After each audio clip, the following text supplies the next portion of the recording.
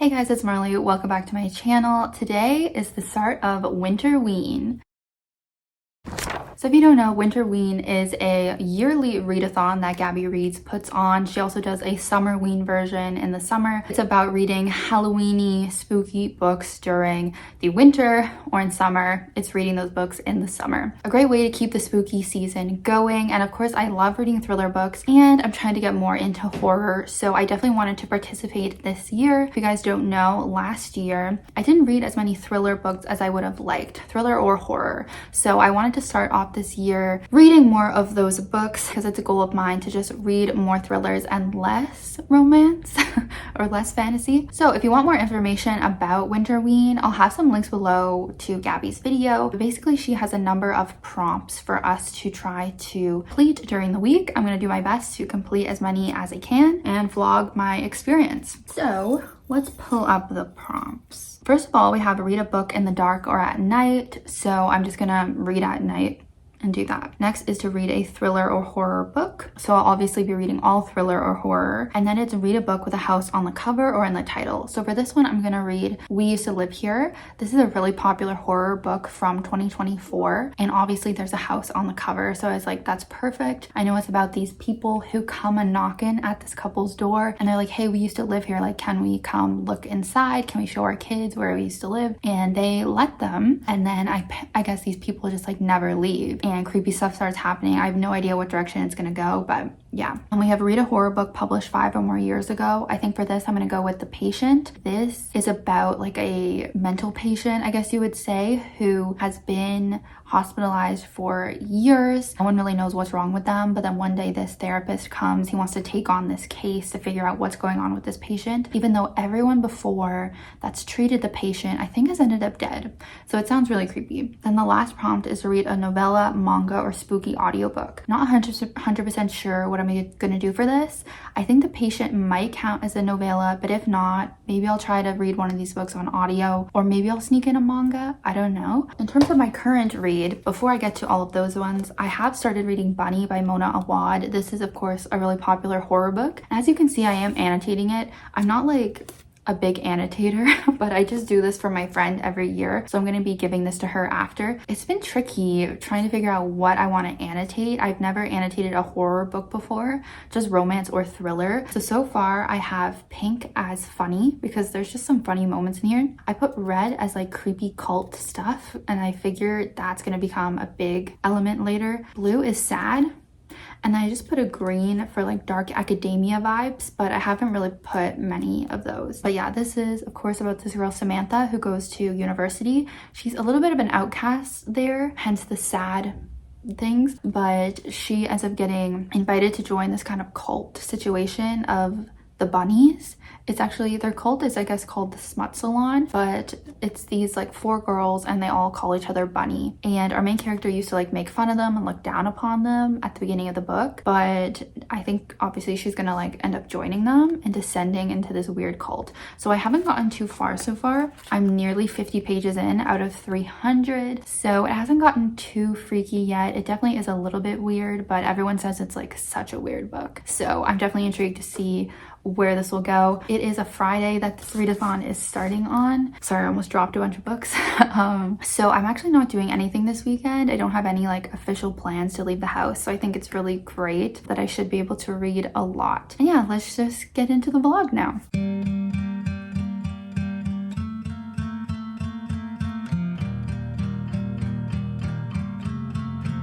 Hey readers, so it's day 2 of Winterween. I actually didn't end up reading that much yesterday. Mostly hung out with Dakota. We're binging Schitt's Creek, so we watched a lot of that. But now I have gotten to halfway through Bunny. I feel like I haven't added too many more tabs, but we're definitely in it. It's into the weirdness. It's very weird.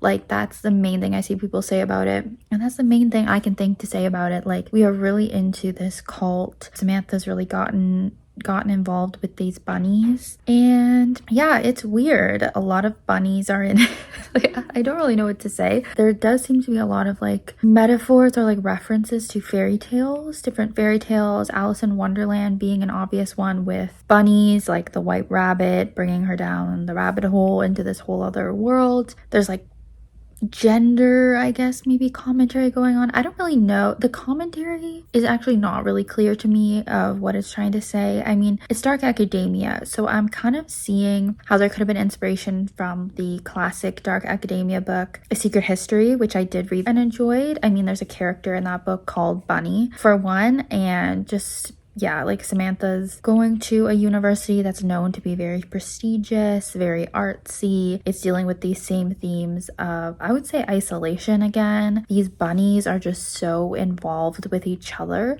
Similar to A Secret History, that friend group was just so involved in each other. They were not getting exposed to like anyone outside of their group. So it's kind of giving those same vibes of just having this really weird like closeness to this group, and you're just like so out of the norm. Like your version of reality is just so different from what the real version of reality is. I don't know what I'm saying. Basically, it's weird, and hopefully by the end I can kind of pull a few more meanings from what it's trying to say. I don't necessarily know that like I'm taking as much time as I could to like take in all of these lines. I feel like I'm kind of just reading it quickly, but maybe I should be like taking more time, reading it slower to like get what it's trying to say. But hopefully it becomes clearer by the end. I cleaned the apartment today. I'm really just having a lazy day the rest of the day, so maybe I could even finish the book. That would be nice, because this book I don't even think meets any of the prompts really for this readathon. It's really going to be my other books that do. So anyways, I'll get back to reading. Cheers to day 3 of Winterween. I know it's already day 3 and I barely filmed anything. Sorry about that. But yesterday you just would have seen me reading and finishing Bunny. And me and Dakota did have a little craft moment of creating our 2025 bingo boards, which maybe I'll show you later if I'm filming in the bedroom, because that's where we posted them. But that was like a cute, fun thing to do with our goals for 2025. But anyways, I also did finish Bunny. I know in my last update I was talking about how weird it was. And I feel like part 2 of the book was quite weird, as I was saying, but then part 3 was like a bit of a different vibe. There's 3 parts to the book. It just kind of ended in a way where I felt a little bit disappointed about this book. I think it's been really hyped up and people have just gone on and on about how good it is and how weird it is. Unfortunately, I just think it didn't quite live up to what I had in mind. That being said, then I went on to the Bunny Reddit and was reading through people's thoughts on the books and how they interpret everything, and it really helped me to come to appreciate the book a lot more. I think this would be a good book to read with someone and like a buddy read, or read in a book club or something like that, where you can go in depth and like analyze what the messages are, because reading it just by myself, not all of it was clear to me. And I did read it rather quickly, like in 2 days. So as I said before, maybe I wasn't taking the right time to like take everything in. But yeah, it definitely was, you know, dark academia, like we talked about before, commentary on like higher education, which I found that I do like, but then also a lot about the writing process and the creative process. It can be interpreted in a few different ways, which I do think is interesting. You could look at it in maybe like a mental health way or in a few different ways. So I did appreciate that. I think it does make a book more interesting when it's up to the reader's interpretation to a certain extent. So I think I'm gonna rate it like 3.5 stars, just because, I don't know, I read it quite quickly. It was easy to read. I wanted to know what was gonna happen and everything. I cared about it, but I just feel like it could have been better. I'm trying to save my, 4 and 5 star ratings for books I really liked, but I am glad that I read it. I like reading more of these weird horror literary books. I think they're just so different than the average romance or thriller that you would read. They add a little bit of something extra. So still glad that I read it, but not going to be a favorite book, unfortunately. Hopefully my friend still likes it. I feel like I could have annotated it a lot more, but I just didn't really know the direction that it was going to go. So anyways, I think in terms of the little prompts, we could check off, reading at night, because I did read a lot of this at night. You could check off read a horror thriller book, because I read a horror book. Today is Sunday, and again, don't really have any plans, which I love. So I'm really going to get into We Used to Live Here. I'm quite excited about that one and quite intrigued, but maybe a little worried now because I've heard so many good things about it, which is similar to Bunny. So hopefully I can like it a little bit more than Bunny would be the hope. So yeah, that's really all I planned today.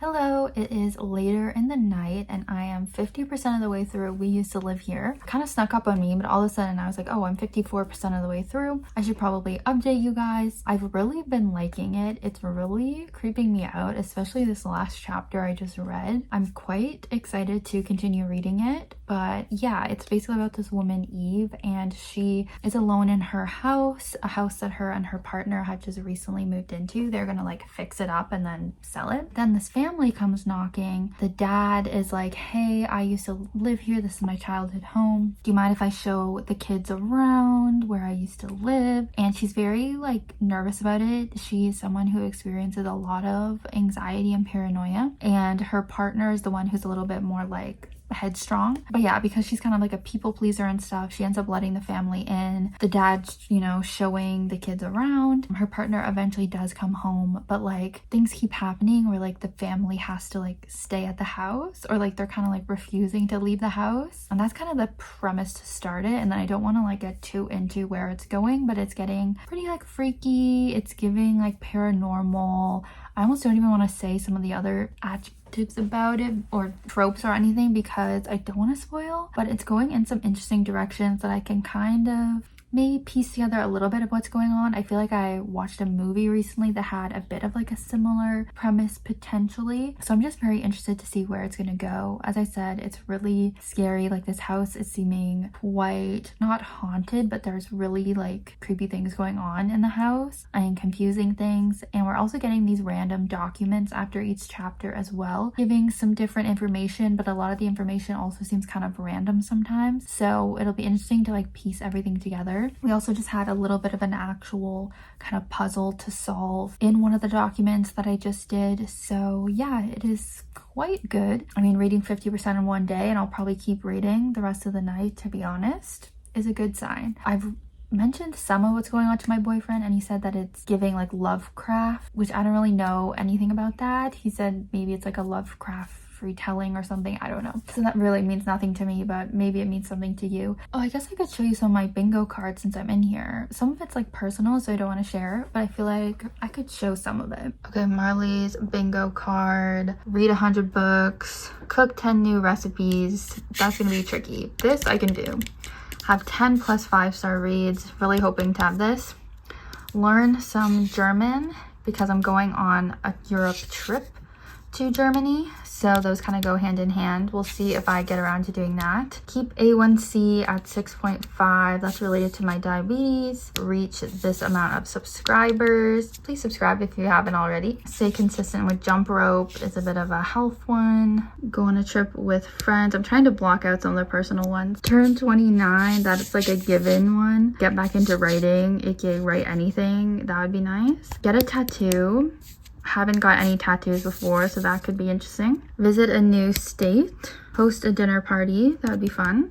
Bake more. 5 new recipes. Go on a couple hikes. Classic. Drive a car again because I haven't been driving lately and it's been making me nervous. Host a game night. Tried my best to hide some of them that were personal. I have technically crossed off one thing already for my bingo board, but it's not really something that I want to share. So 24 more things to go if I want to black out the board, or we'll see if I can get a bingo or two throughout the year. Hello, it is now Monday. I did in fact stay up last night to finish We Used to Live Here. I'm doing pretty well. Day 4 of the readathon and I've finished 2 books.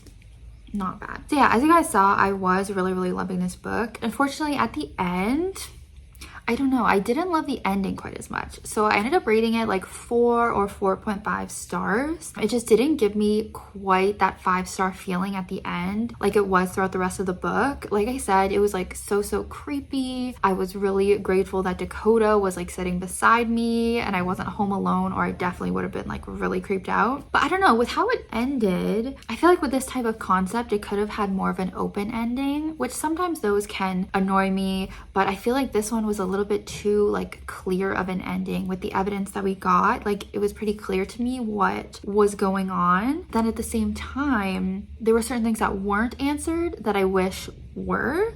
Like I started looking up other people's reviews and thoughts and theories about the book after, which I think is a good sign when you do that. It's like you want to uncover more of what everyone else interpreted from it, especially because there were a few different puzzles in here and there's some Morse code apparently, which I did not, you know, solve myself. So I was able to see what other people had found and deciphered. But like hearing other people's explanations, some of it was cool because some of it was just things I didn't even think of or put together. And other things made me realize that there were certain questions that weren't answered in more of an unsatisfied kind of way. So I'm being kind of hypocritical with it. Like I feel like some things were answered too clearly and some things weren't answered. So I'm kind of like of both minds about it.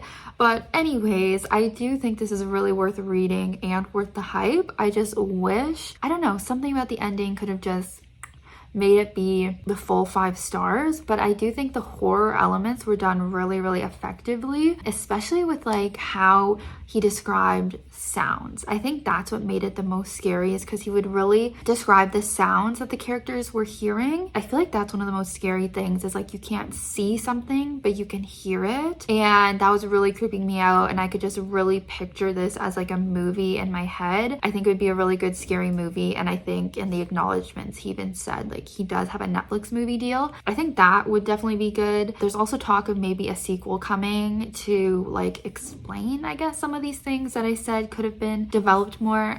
So I don't know if that's happening. I'm really glad that I read it, and I really connected with some of our main characters. Like our main character Eve, I really did like her. So yeah, now today, obviously it's a work day, so I won't have as much time to read, but I am going to start The Patient tonight. I'm pretty sure it is a novella. It's on the shorter side, so hopefully I can finish that in a few days. And yeah, I'll just check in with you when I have an update on that.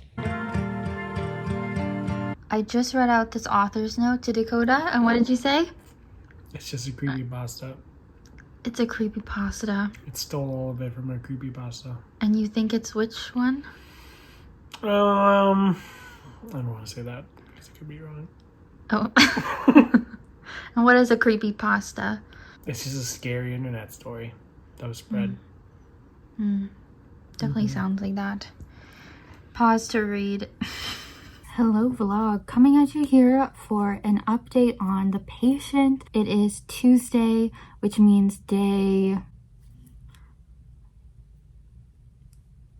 5 of Winterween. I did a lot of reading today on my commute to and from work, so I think I'm 66% of the way through the book. It is a shorter book, as I've said. It's quite creepy. It's quite creepy. We have this young psychiatrist who starts working at this new hospital. He's, as I said, quite young and has a bit of an ego to him. He ends up finding out about this patient that's at the hospital that it's very mysterious. Like, people don't really let others go into his room. He's been there since he was a kid, and he keeps getting diagnosed with all these different things. No one knows what is exactly up with him, and he starts investigating more into this case. It's a very like creepy story about this kid. Basically, he just was having night terrors, so his parents admitted him, and then from there he's just been having some really like sadistic, psychotic behavior since he's been at the hospital. And so our main guy, Parker, is like, I want to take on this case, I want to prove myself, I want to finally figure this guy out. So yeah, he ends up working on the case, finding out more and more creepy details, such as the fact that like everyone who's treated this patient has tried to kill themselves or has died. So there's a lot of weird things about it. But yeah, it's quite intriguing. I don't want to spoil anything, but it made you think a certain thing might be possible. It's kind of like, is this what's going on, or is it something else? As I'm getting past the halfway point. I feel like we're starting to get like more answers, but I'm really hoping that there will be some sort of twist to the end and it's not just like straightforward, because I know we kind of had that in the last book. I found the ending a little straightforward, so we'll have to see, but it's definitely creeping me out. Like there's this creepy laugh that our main character is hearing, and then today when I was like on the subway, this man was like laughing behind me and I just was getting like very creeped out. Not that his laugh was necessarily that creepy, but like it was reminding me of the book. So yeah, I'm liking it, but I think it's gonna come down to the end. Oh, I should also say it's written in a fun way where the author is acting like this was like found online, like on a forum or whatever, and so the main character Parker is talking directly to us, or not us, but he's acting like he's writing these posts on a forum telling everyone about his experience, like reflecting on it and stuff. So that's kind of fun, a little bit interactive, a creepypasta, I guess. Oh yeah, I had that clip with Dakota. I never had any idea of what a creepypasta was until dating him, but they're like creepy online stories, so this book is kind of pretending to be one. Yeah, so if you're into that kind of thing, probably want to check this out, but I feel like I will be finishing this up soon, maybe tonight if I get time to read, or if not, then definitely tomorrow, because I'm going back into the office, so I'll have time to read during my commute.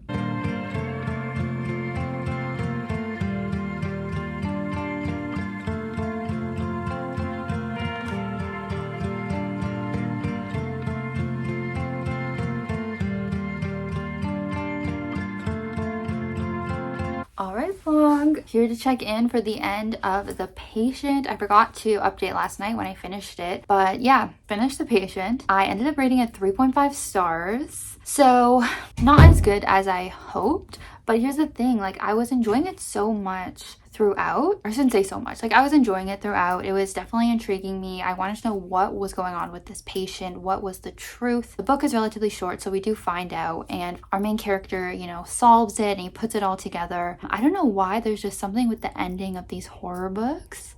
Of course, my tripod's gonna fall on me. Something with the ending of these horror books that is just not super satisfying for me, and I don't know what would be more satisfying. I think I'm just still figuring out what I enjoy in horror and what I don't, and I think maybe certain like tropes that are being used are not my favorite. Like I don't know what would make it better, but I was gonna rate it 4 stars, and then I reflected and I was like, wait, I didn't enjoy this more than Bunny, I don't think, and I rated Bunny 3.5, so I'm like, I'll just rate it the same as Bunny. But I feel like Bunny was an interesting situation where, you know, I read it earlier in this vlog.